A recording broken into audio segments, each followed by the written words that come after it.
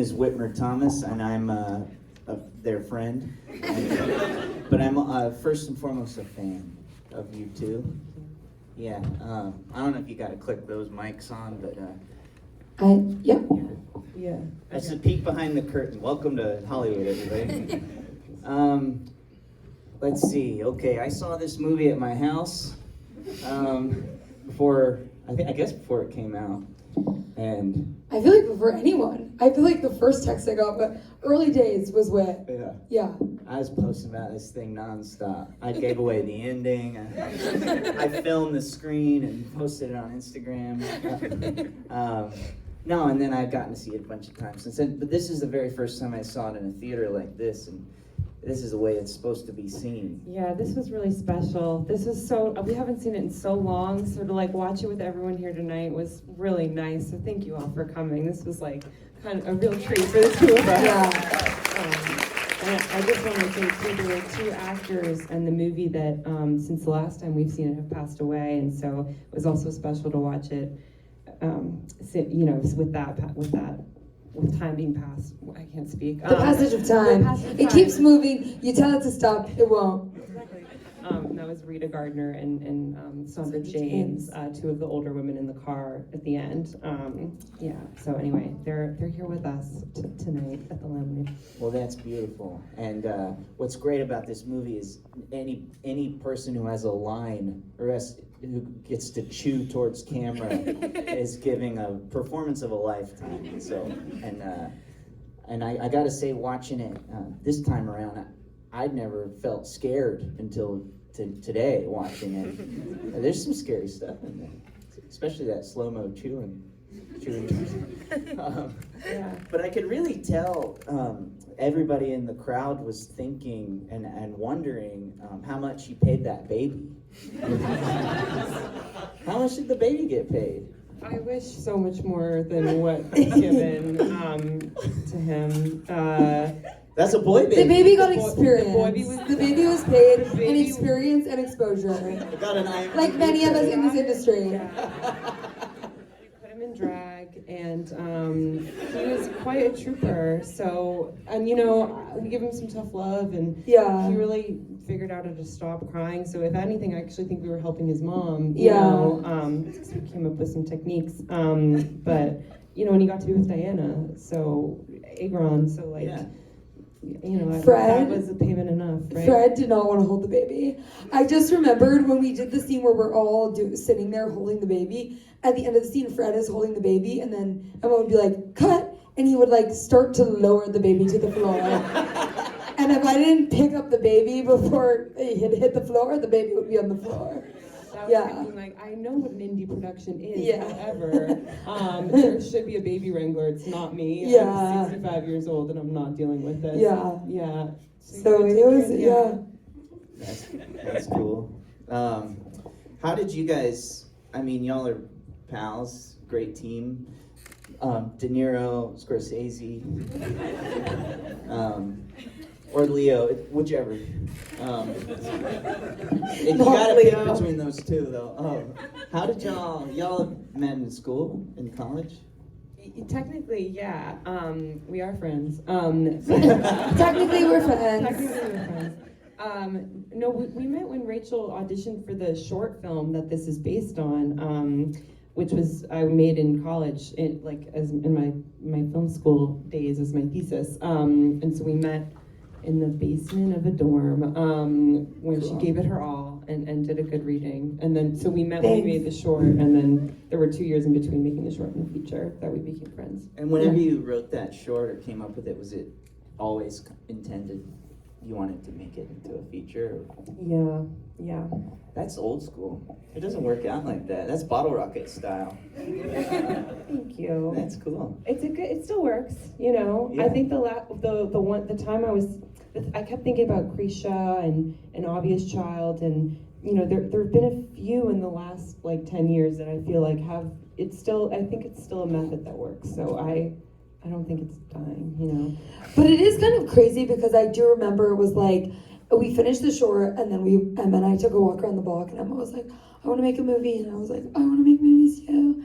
But we like both set our goals and our dreams or whatever. But then I think I felt like when we went to South by for the short, we really got to see a lot of movies that were like short to feature or just like indies that got made. And I think it felt kind of crazy to be like, oh, you can literally just like film stuff for 3 weeks and then, yeah. And I think that was really exciting. And I feel like now it's something good to remember when like doing other stuff. Sometimes it can get kind of like all these other people involved and it's like you have to go through this long process, but there's like the spirit of being like we can like make something is good to remember. Yeah, it's wild. I mean, what'd y'all shoot that? 3 weeks? We Yeah. shot it in 2 weeks. It was 3 weeks.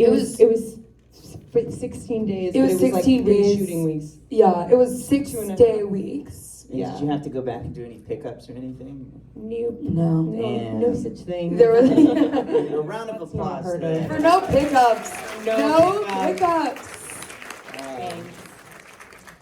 So, I don't know if y'all still feel this way, but obviously you used to, but I find it's impossible now to go to any sort of family function and feel successful based on everybody's reaction to being in show business. And do you think that's ever going to end for y'all? I mean, Bottoms is like a big movie and it's about to come out, but is that you know what I mean? Like, Yeah. what's it going to When do they accept you? Yeah. You go first. I was just gonna say you go first. Okay, I was gonna say I literally had Shiva Baby. Do you remember I texted you? What do you mean you had it? In real life. Oh. I've had it a lot, but recently I went to a family thing. Are you guys recording? Don't post this online. I went to a family thing where there was like such fucking drama and it was so crazy. And then I had to run a quiz in a microphone. And one of my relatives was like rolling her eyes and it was insane. I'm not gonna get into it. What's run a quiz? Like, do you know how at a birthday party you do a quiz? Oh, okay. Like, it's like, I basically like ran. People were being crazy to me and it was this. And then I texted Emma after and I was like, damn. Yeah. So no. No. And it's almost worse because then you're Yeah. like, it's sometimes people don't want to say you did a movie. They're like, so you're in Hollywood, slut. Like, that's not my whole family. I love my family. But I'm just saying, you can get that sometimes. Yeah. Seriously, please don't post this. I feel like it's like also just like an elevated version. It's just like what's the next step, and it doesn't change. I don't think for like any other human being, it's like it's not like you made it done. It's like so what's next, and not in the like excited way, in the way like it just feels like the same amount of pressure, even though do you know what I mean? Yeah. Even though like if you would feel like it's like I'm done, you know? Yeah. Like, we did the thing. It's never gonna end. Exactly. And yeah. I remember too when you were directing in this help pool party today. I'm recovering, but you were directing me saying like, do you know when someone like when Maya's like, are you babysitting? And she's asking you in a nice way, but you're like, yeah, I'm still fucking babysitting. Like, you know what I mean? I think there's a little bit of this thing where it's like someone's like, so is it fun doing that? And you're like, of course it's fun, but it's really hard. Like you project no matter what anyone's saying, even if they're being super supportive, you're like, it's hard not to feel like a type of way. No, it's Yeah. so true. People are just asking out of curiosity or support, like, what are you doing next, or what's going on, or how does that work? Like, tell me about that. But it feels like an attack. Yeah. Yeah, because I think nowadays, at least for our parents and their generation, the only version of success in movies is Martin Scorsese and people who existed before the year 2003. Yeah. So there's no, things don't work that way. Yeah, no so more. they're like, so tell me about that. And Yeah. what about the streamers? And you're like, what do you What's mean? VOD? What's VOD, And queen? how are you making it useful for yourself? Are you monetizing on that? Yeah. You're like, I don't know. I don't know. My dad he's never gonna be satisfied with my career, but he wrote Ben Affleck a letter last summer asking him if I could be in Air. because I was like, why'd you do that? And who did you send that to? He goes, an agent. And he goes, because, dude, I found out he put Casey Affleck in his movie, Gone Baby Gone, and it changed Casey Affleck's life. And I'm like, they're brothers. And he's like, ah, shit. But like, that's how, in his mind, he's like, you write him a letter. Maybe my dad might actually be stupid as hell. But anyway, I don't know. The movie needed you. I'm gonna be honest. Saw it. You would have. It would have been great with you in It it. would have been great. Yeah. Thank you. Yeah, me walking in there. What the heck is going on in here? Sneakers. Okay, so let's see here. Oh, okay, so this, I mean, it feels so small, and you got such a fucking killer cast, but it's like, I'm sure everybody's reading the script, not, even if they don't have a goddamn clue who you are, they're like, I gotta be in this. This seems like it's gonna be so much fun, no matter who I play. But, that being said, it's like, how many people are, I know there's a bunch of cast members, but what kind of crew is there, and what's the size of the people behind camera? We had a crew about probably like, I'm so bad at estimating this stuff, but like 20 to 30 people. It was small, but it didn't feel small in that house because there was a lot of bodies on top of each other. And did you have all of those people there every day? More or less, yeah. There were some when there were more extras, which we usually tried to fake, like with just having like 2 people in frame, and sometimes it was our PAs like in blazers or whatever. When we couldn't do that and we needed to have a wide shot with lots of extras, the more extras there were, the more cast there were, the more like, 2 or 3 more hair and makeup people, you know what I mean? Or like the costume assistant came that day, and like things like that to deal with all the bodies. So it started to feel hot quick. It looks hot. It's a hot set. It's a hot set. It's a hot mic. Did I answer your question? I can't. Yeah, that's Okay, great. okay. You said 20 to 20 to 30. 30. Yeah. My fucking, this is, I'm, all I want to do is talk about myself, so. You guys got any questions for me? So, what, as far as like like time for shooting things and stuff like that, like there's so many little really special oneers where you're just clocking Rachel and there's a couple people yapping with her in the middle. Were those it's like intentional, I'm not gonna even shoot coverage of these things and we're just using this one shot, or were you meticulously kind of making sure to cover everything? And, It was a combination of different needs whenever we had one of those wonders. I think it's funny watching it this time. I'm like, wow, we gotta cut a couple of times. No way. No It felt like it was like, what is it, like 30 minutes long? I'm glad you think so. Yeah, it's 70 minutes, basically 30 minutes long. Yeah, I think that we were trying to be as meticulous as possible because we had no time. Mm-hmm. Wonders are always good when it's like it's easy to set up, it's easy to get done, especially if it's just like one shot pushing in on Rachel. But it also can be difficult in that if you're doing more of a complicated thing, then there's more actors, and then you need to like, our producer would be like, we don't have them, we only have them for 2 days, like figure it out. So it was a combination of sort of creative stuff and also just trying to cut down on time. Cool.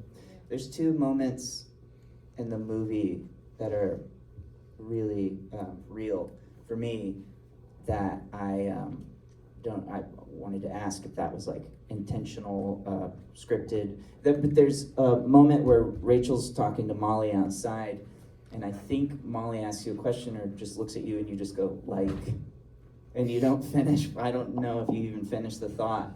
Was that in the script, just like?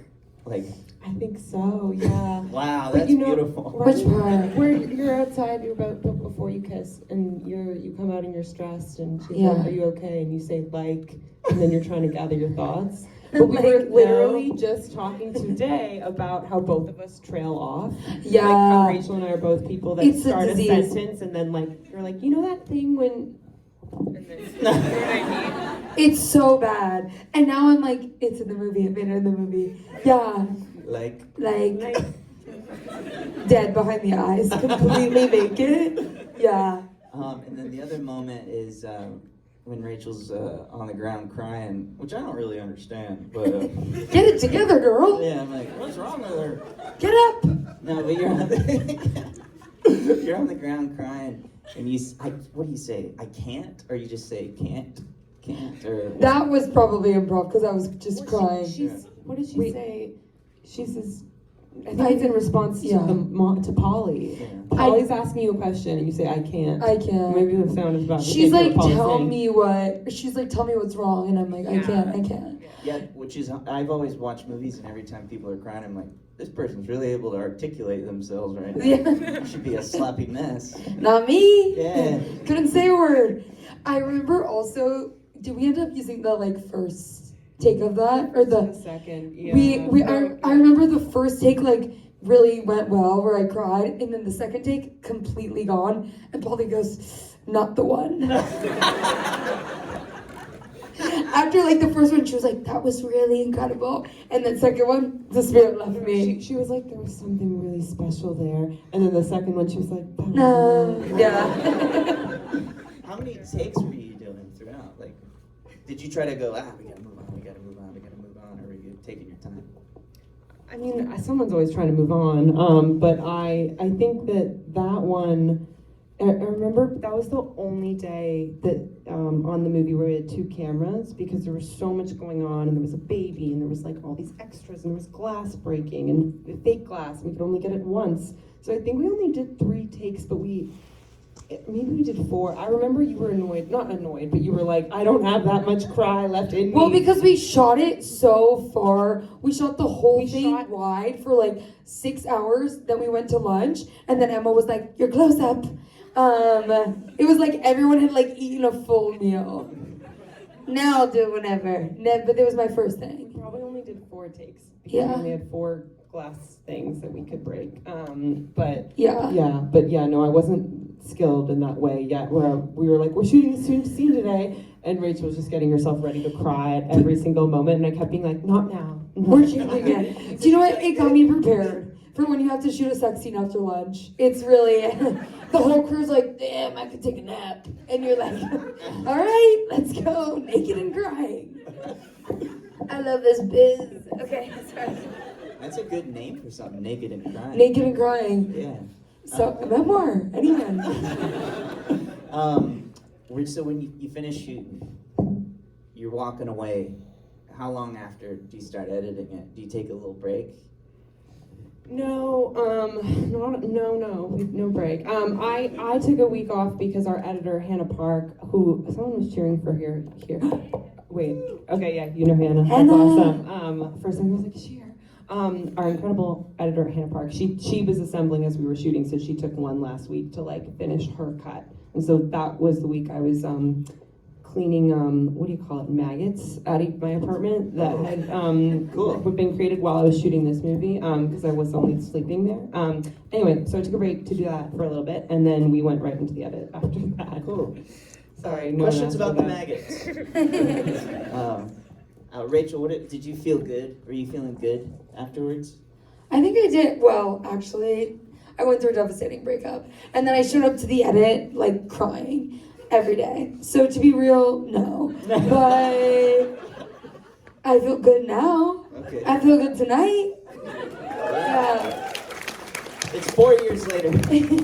I know, I feel good. I did feel like accomplished, and I feel like I had so much fun shooting the movie, and it felt like very, I don't want to say, it was exciting to be like, you can just show up somewhere and do something together with your friends. That's cool. And were you showing, as you get into the edit, start changing things, tweaking things, were you feeling hopeful, or were you like, I ruined it, I ruined my shot, I fucked up? It's such a good question. I'm just asking the questions that I constantly no. I don't think there was ever a point where I was like, it's done. But I think every second of every minute of every hour that we were editing, I was like, this is awful. Like, I was just like, this is so hard. We're never gonna get this right. Like, especially like silly little things where, because of it's an ensemble and we did cover, I was like, how do we get the mom? Like little things that don't matter now, where I was like, she's on this side of the room, and then the next time we cut back, she's gonna be over here, and that's not gonna make any sense. Like just like purposefully like driving my head, like slamming my head against a wall. No, I didn't think it was going to be good, but I felt really encouraged by our editor, Rachel, and our producers to like do a good job. So like at no point was I was like, well guys, it's over. But I think, you know, just like writing or just like, you know, creating anything, you think it's awful as you're doing it. Otherwise it won't be good, you know. Because you're also so close to it where it's like you watch someone do something over and over, like the phone drop. I was like, we were trying to make the phone drop work. Like, how does it look like he's dropping the phone normal and not on purpose and like whatever. And then I was like, it totally plays. But like in the moment, it was, you were just watching cut after cut of just him dropping the phone. We're like, it's not this, it's not this. Like, it's so, and then you take like literally like a little bit of time away, 4 years, and you're like, it works, it's totally fun. I was thinking about that too when the phone dropped. I was like, you know what? Hey, it kind of works. It's so funny because as the people who are making the movie, y'all are thinking about a phone drop, and everybody here is going, phone drop, because it like was effortless, seamless. You know, nobody's thinking about a phone drop. But I just want y'all to know this is what the filmmakers are thinking about. Is if a phone drop seemed authentic. This really special thing in the movie is when Rachel and Molly make out. And then For it's sure, so hot. I was with all my homies and we were fist bumping.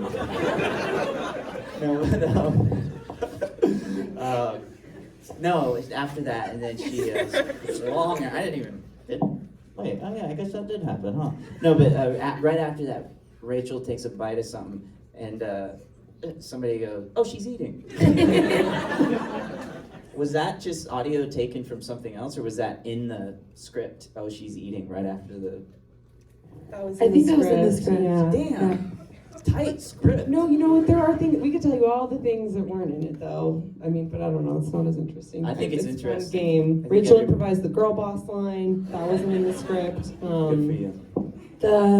Almost anything Polly says, like when Polly, she seems like she's doing it off the cuff, or she's talking to Deborah Osner, like, the blonde woman. Yeah. They didn't necessarily improvise. They would come to me with a written thing. They were like, we did this, we wrote this, we're gonna do this, and I was like, okay. Well, you know what you should do? You got time before Bottoms comes out. Is you should, you know how Wes Anderson did that short film before Darjeeling Limited? You should do that with them too. Just you know, a little journey through New York Yes. City. Yeah. Yeah. Good those idea. I miss them. Yeah. Yeah. They were great together. They What a team. were old like high school friends or something, and I didn't know that. It was a coincidence that they were both cast in this, and then But you can tell when they gossip. Yeah. You're like, they've been gossiping for years. They know how to gossip.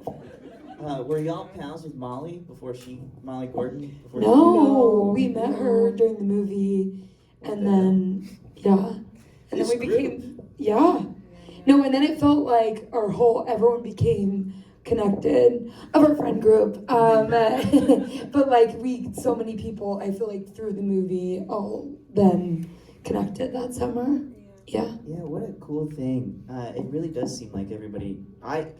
Before really getting to know you, I've just assumed you're from New York, and I honestly assumed not the main parents, but I assumed everybody in this movie was your family, because I'm like, well, yeah, it just seems like these are just people they know. But then you're from Toronto, so those are people you had to find on Actors Access or something. Found them on Backstage, yeah. Backstage. My dad has one line in the movie. He's the guy coming out of, or going into the bathroom. That's my dad.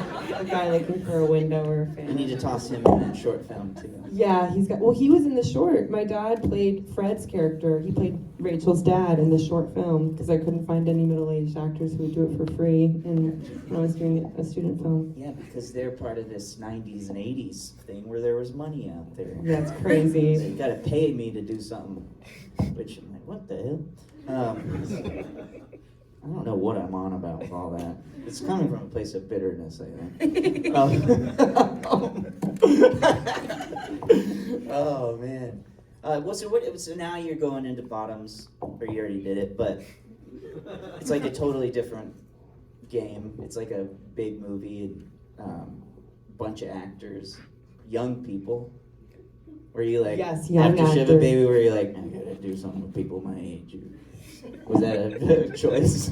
It was interesting when we were doing it, and Rachel was like, "Oh my God, all my co-stars in this are like my age and like Yeah. not 80." Yeah, like it was, and I also was like, "Wait a second, there's a lot of young energy." I felt really old when everyone was bonding on the set. Bottom's our second movie. I was like, "Stop!" Everyone was like getting along and being like, "Ooh, TikTok," and I was like, "Shush, you're going into our take." Well, because for Shiva Baby, it was like for any of the actors, it's like you cut, no one moves. Like you have to move them. Otherwise they're in the same place. For Bottoms, it was like everyone's like bopping around set, like high on a Diet Coke, being like, "Yes, girl," and you're like, "Everyone come back." Yeah, they were like all running across the Yeah. football field doing cartwheels, and I was like, "Shh, order!" Me with like, I wish I had a megaphone. Oh, it didn't You gotta happen. get a megaphone for Next the time. Next And one of those film. like berets. And just sit in a chair like Yeah. how I'm sitting. Right. Okay, cool. Well, I gotta say, I've been impressed since the second I saw this crap, and I love it. And that's nice from where I'm from. Thank you. I was so happy to get to see it. I mean, I've seen it a ton of times, but I think this is one of the only movies I gave stars to on Letterboxd. I don't believe in the star system. I don't. Hot take. But y'all got 4 or 5 or however, whatever the max is. It's Hell yeah. you and the Dark Knight. Hell yeah! Huge. I don't know if do y'all. I could get one of these little fuckers out here to ask a question. Ooh, look at that. Make them good. No, not like me. All right, what we got here? There was such a good balance between like the drama and the comedy, and I know that it was a very tight script. But were you sort of cognizant, really, of like, oh, this is getting really real, like this needs a joke here when you were writing it, or were you just kind of like, this is a silly little pickle, and so you just like did like the itself, like how did you sort of go about that? I think that I worried actually that it wouldn't be like you wouldn't be tracking her enough, like it wouldn't not be serious enough. But I think I wasn't as worried about the comedy. I was more worried like, is everyone going to be okay with her doing this thing? Does this make sense? Like, do we understand where she's at and why she's making this crazy choice here? So it's not that I was worried that there was too much comedy, but I was worried that like it wouldn't be grounded enough. Yeah. Good question, and I really like that you said silly little pickle at the end there. What you got? Curly reddish hair. What was it like working with Marshawn Lynch for Bottoms? And like, did you write that part for him, or did he come in after? He's incredible. Marshawn Lynch is amazing. He plays a teacher in our second movie, Bottoms. We did not write it for him, but looking back, I don't know what we were thinking. He's wonderful. He's so kind, and he's like one of the greatest improvisers we've ever worked with. I'm so excited for everyone to see him in it. Yeah, he would really do these like long, just like we were saying, he was like, I gotta get the lines right, I gotta like get in my actor shit. And then Emma would be like, just like do a take where you try stuff. And he's like, yeah, I'll give him my like best shot. And then it's like 10 minutes of the tightest, funniest jokes you've ever heard. And we were like, throw away the script, this. So yeah, he's a movie star. That's exciting. What's up, pal? I think the If you could project just a little bit so they can hear it out there. oh There yeah, you sure. go. I think the music is like very effective. Like it just feel like you are also the loser in the room. So it's like I don't know the question, but can you talk more about the music? He's asking. He said the music is effective, and to talk more about it. It's really good score. Ariel, what's her? Ariel Marks is so incredible. She did the music. Thank you. I just knew I wanted something anxiety-inducing, and with strings because I wanted it to kind of sound like klezmer. We got connected with Ariel, who's an incredible violinist and composer. And she was just incredibly detail-oriented and would send me like violin sounds and ask me to pick my favorites, and I picked my favorites, and then she was like, this is kind of starting to sound like a horror score, and I was like, okay. And then that's sort of how we went off together. Yeah, she's just wonderful. Were you planning to work with her before you shot the movie, or was it a... No, I didn't imagine the movie with a score at all, which is crazy now watching it because I feel like the score plays such a big part in it. But I wanted it to feel really grounded and naturalistic, and then I realized how much having a scary score could help us like understand where, you know, Danielle is at, because otherwise I kept worrying that like we were gonna lose her in this crowd of all these people with all this comedy, all these like random people talking, like, and we weren't gonna be keeping track of like how she feels. So. I realized it sort of when we were finished shooting that we needed music, probably. Cool. So were you editing no score at all? Yeah, no score. Damn, so you Just probably slapped raw. that on there and it was a game changer. Huh? Yeah, kind of. Slowly, like, cause I would be like, I only want music here and here, and she was like, well, we can't have just 2 cues. Like, that's Right. so weird. And then I'd be like, okay, fine, you can add another one. And then so it would build, and then suddenly when we were done, I was like, there's a lot of music. But in her mind, she's like, I've never done such little music for a movie before. So we met in the middle, I guess. Yeah, it's great. Turned out good question, pal. What you got? Okay, first, I love you guys. You are an inspiration to hot girl filmmakers everywhere. My question is, how was the process of transitioning the short to the feature? That's a good question. Well, thank you.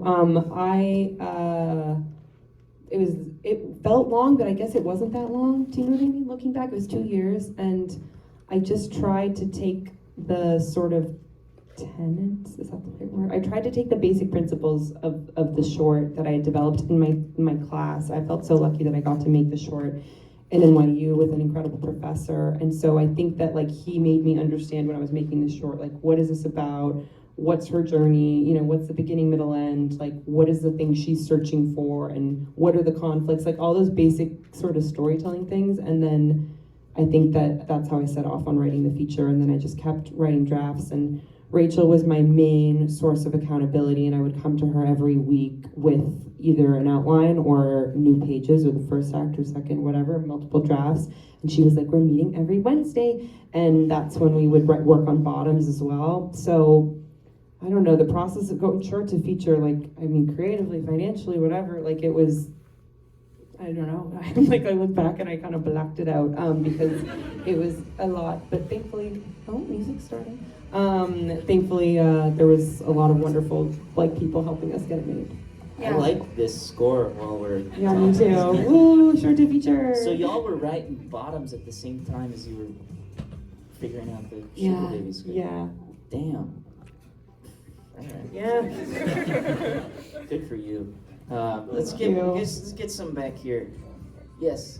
Yep. This is the first time I've seen on screen a protagonist who's bi and Jewish. So my question is, how are you, and it feels really groundbreaking. So how do you see those intersecting identities kind of informing your work? The persecution just. being Jewish characters and bi characters. Thank you. That means a lot, and I was thinking hopefully someone would feel that way when I made this. So that's very nice to hear. I only want to do Jewish or queer stuff, really. So that's sort of just, but not because I'm like against doing anything else, just because that feels like the only thing that I'd probably be good at. So hopefully that's just what I do going forward. What's up, pal? Yep. Hi. I love you guys. You're my screensaver. Oh my I god! love you so much.